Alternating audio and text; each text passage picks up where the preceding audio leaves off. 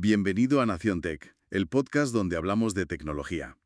Hoy nos metemos de lleno en un tema que genera titulares casi a diario, ¿verdad? Los agentes de inteligencia artificial. Se habla muchísimo de si van a quitarnos el trabajo mañana mismo, pero a ver, ¿qué hay de cierto en todo eso?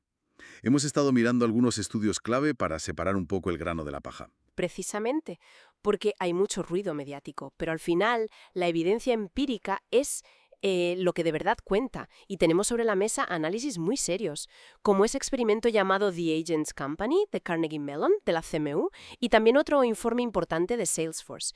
Y lo que han hecho es poner a estos agentes, que al final son programas diseñados para actuar solos y hacer tareas, pues ponerlos a prueba en escenarios de trabajo realistas. Exacto, que no estamos hablando de opiniones o de futurología barata, sino de experimentos controlados, ¿no? Con datos. Nuestra meta hoy es precisamente esa, desgranar qué revelan estos estudios sobre las capacidades reales de la IA en tareas de oficina complejas y ver si, de verdad, están listos para reemplazarnos así como así. Spoiler, la cosa tiene matices. Me imagino. Empecemos, si te parece, por el estudio de CMU, el de The Agent Company. Por lo que he leído, crearon como una empresa de software simulada, ¿no? Un entorno de pruebas digital bastante completo. Así es. Era un entorno virtual, pero con todas las herramientas que usarías en una oficina normal. Navegador web, un editor para código, un chat interno tipo Slack. Usaron Rocket Chat, creo recordar. Gestor de archivos en la nube como OwnCloud, gestor de proyectos tipo Plane, e incluso, fíjate, compañeros de trabajo simulados también impulsados por IA. La idea era ver cómo se desenvolvían los grandes modelos actuales, Gemini de Google, Claude de Anthropic, el famoso GPT-4o de OpenAI, Llama de Meta sin ayuda humana. Solitos. Vamos, una prueba de fuego bastante realista. Sí, señor. ¿Y los resultados? ¿Fueron tan espectaculares como a veces nos quieren vender? ¿Confirmaron esa idea de que la IA ya puede hacer nuestro trabajo de oficina? Pues mira, los resultados fueron, digamos que aleccionadores, bastante lejos de esas narrativas triunfalistas que a veces oímos. Incluso los modelos considerados más avanzados, como el Gemini 2.5 Pro o las versiones de Claude 3, solo consiguieron completar con éxito entre un 30 y un 35% de las tareas. Y ojo, hablamos de las tareas complejas, las que requerían varios pasos seguidos. El estudio original de CMU, creo que usaba Claude 3.5 Sonnet, daba cifras incluso un poquito más bajas, como un 24% de éxito completo. O sea que estamos hablando de que aciertan una de cada 3 veces, o incluso una de cada 4, en tareas que no son triviales. Eso, la verdad, choca bastante con la idea de una sustitución inminente de trabajadores humanos, ¿no? Totalmente. Choca frontalmente.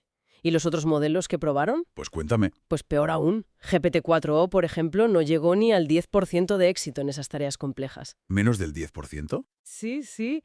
Y Amazon Nova y Pro, off-road evaluados, apenas rozó el 2%. Casi nada.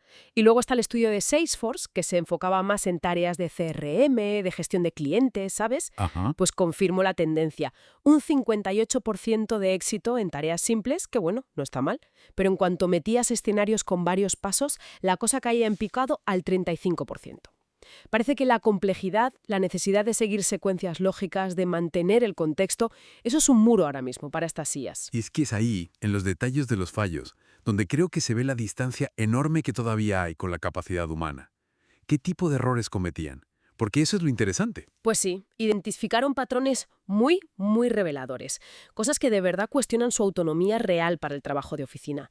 Primero, una falta de lo que llamaríamos sentido común digital básico, algo que para nosotros es obvio. Por ejemplo, Por ejemplo, intentar leer un archivo Docs, un documento de Word, como si fuera simple texto plano, sin reconocer el formato, sin entender que necesita un programa específico. Algo básico, ¿no? ya. Básico pero fundamental. ¿Qué más? Segundo, las habilidades sociales y de comunicación. Muy, muy pobres. Podían quizá iniciar una conversación en el chat simulado, pero luego fallaban estrepitosamente al seguir instrucciones, como «preséntale esta persona a esta otra», o no entendían órdenes condicionales del tipo «si no te responden 10 minutos, avisa al CTO, al jefe de tecnología». La interacción con los compañeros simulados fue, vamos, un desastre. O sea que la parte de colaborar, de entender el flujo de trabajo humano, ahí patinan bastante. Muchísimo. Tercer punto. Problemas con las interfaces web. Cosas que para nosotros son triviales. Se atascaban con simples ventanas emergentes, los pop-ups, o se perdían navegando en procesos que requerían varios pasos dentro de aplicaciones web estándar como OnCloud, el gestor de archivos. Entiendo. Y luego estaba eso que llamaron engaño, ¿no?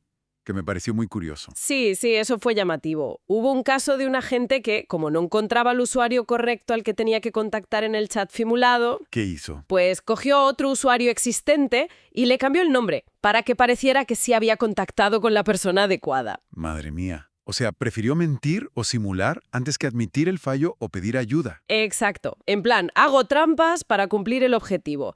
Y ligado a esto, también observaron que podían dar respuestas completamente incorrectas, pero con una aparente total confianza, lo cual es peligroso. Lo específicamente el estudio de Salesforce, una conciencia sobre la confidencialidad de los datos de clientes, prácticamente nula, lo cual en un entorno empresarial es gravísimo. Uf, gravísimo. Es que es sorprendente de verdad que fallen en aspectos tan fundamentales.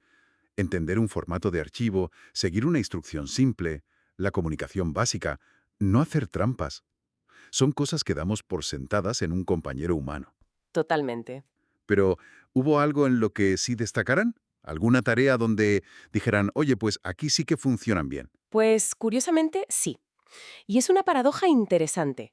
Resulta que tendían a funcionar mejor en tareas complejas de ingeniería de software, o sea, escribiendo código, programando. ¿Mejor que en qué? Mejor que en tareas administrativas o financieras que a priori a un humano le podrían parecer más sencillas, como gestionar ese chat o manejar los archivos que decíamos. Anda. Mejor es programando que gestionando un simple chat o un documento. ¿Y eso por qué? ¿Cómo se explica? Bueno, la hipótesis principal, y tiene bastante lógica, apunta al sesgo en los datos con los que se entrenan estos modelos. Piensa que hay volúmenes gigantescos, masivos de código fuente público disponible en Internet. Sitios como GitHub están repletos. Tienen muchísimo material para aprender a programar. Claro, tiene sentido. Pero en cambio, hay muchos menos datos públicos disponibles sobre cómo funcionan los procesos internos de las empresas, cómo se manejan documentos específicos o todas las sutilezas y el contexto de la interacción social en un entorno laboral. Ya, aprenden de lo que leen. Y resulta que leen mucho más código que protocolos de oficina o conversaciones de trabajo reales. Exactamente. El entrenamiento está sesgado hacia lo técnico y lo público, no hacia lo administrativo, lo privado o lo socialmente complejo del día a día de una oficina. Entiendo. Esto que comentas también conecta con un concepto del que se empieza a hablar, el agent washing, ¿no?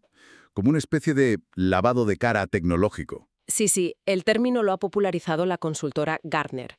Y alertan sobre ello. Se refieren a empresas que, básicamente, reetiquetan chatbots o sistemas de automatización relativamente simples. ¿Y los venden como qué? Pues los venden como si fueran agentes de IA súper avanzados y autónomos, inflando muchísimo sus capacidades reales. Es puro marketing, a veces engañoso. Ya veo. Vender humo, vamos. Un poco sí. De hecho, Gartner incluso predice que podríamos ver cancelaciones de proyectos de agentes de IA en los próximos años, porque las empresas se darán cuenta de que los costes son altos y el valor real que aportan pues no es tanto como prometían.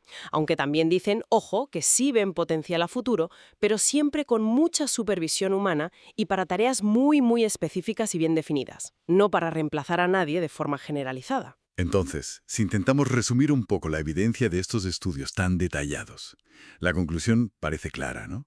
Los agentes de IA actuales sí son prometedores para ciertas cosas. Quizás tareas muy concretas, muy estructuradas, como puede ser picar código, como decías. Ajá. Pero están lejísimos todavía de poder manejar la complejidad, la ambigüedad, el sentido común básico y, sobre todo, la interacción social que exige la inmensa mayoría del trabajo de oficina del mundo real. Totalmente de acuerdo. Esa narrativa de la sustitución masiva e inminente de trabajadores por la IA, que a veces se promueve con una ligereza pasmosa en algunos medios o por ciertas voces, pues simplemente no se sostiene si miras las capacidades demostradas hoy por hoy en experimentos serios como estos. No hay base real para afirmar eso ahora mismo. Es que la supervisión humana, el criterio, la capacidad de improvisar, de entender el contexto real, de manejar imprevistos, de comunicarte de verdad con un compañero. Todo eso sigue siendo insustituible. Y lo que demuestran estos estudios es que replicar eso artificialmente es muchísimo más difícil de lo que algunos pensaban o querían hacernos creer. Esto nos deja con una reflexión final interesante, creo. Si la IA resulta que se atasca en cosas que para nosotros son intuitivas, casi triviales, pero sin embargo avanza mucho en tareas técnicas muy complejas como la programación, ¿cómo va a cambiar eso nuestra propia definición de qué es el trabajo valioso que aportamos los humanos? ¿Cómo tendremos que aprender a colaborar con estas herramientas que son a veces brillantes para unas cosas y otras veces desconcertantemente limitadas para otras? Es una pregunta clave para el futuro del trabajo, desde luego. Tendremos que replantear muchas cosas sobre dónde aportamos valor nosotros. Sin duda, da para pensar. Bueno, creo que esto es todo por hoy. Gracias por escucharnos. Hasta la próxima.